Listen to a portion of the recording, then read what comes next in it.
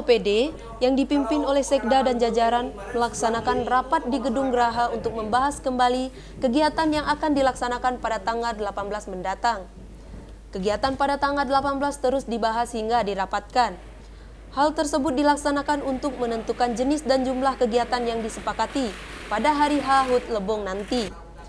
Pandemi COVID-19 masih berjalan sehingga kegiatan pun harus disederhanakan oleh pihak panitia. Dari hasil rapat sudah diambil keputusan bahwa HUT Lebong yang jatuh pada tanggal 18 Desember 2020, tepat di hari Jumat, akan diagendakan 2 kegiatan, yaitu pada pagi Jumat akan dilaksanakan upacara dan sesudah Jumat akan dilaksanakannya kegiatan rapat paripurna di DPRD. Dalam kegiatan pagi hari Jumat yaitu upacara, Sekda Lebong akan mengundang para paslon yang bertarung di Pilkada di tanggal 9 Desember 2020 kemarin.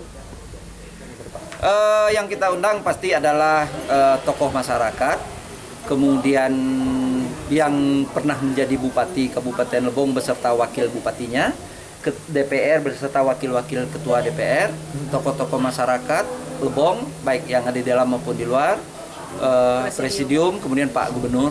Seperti nah, paslon kemarin sepertinya cuman Pak Kopli yang tidak pernah menjadi pejabat di Kabupaten Lebong. Jadi tadi sepertinya tunggu dulu lah kalau seperti itu. Jadi seperti Pak Arman, Pak Nas, Pak Teguh sendiri dia pernah menjabat sini. Dan itu pasti kita undang. Dari lokasi, Mita Destria, Lebong TV melaporkan.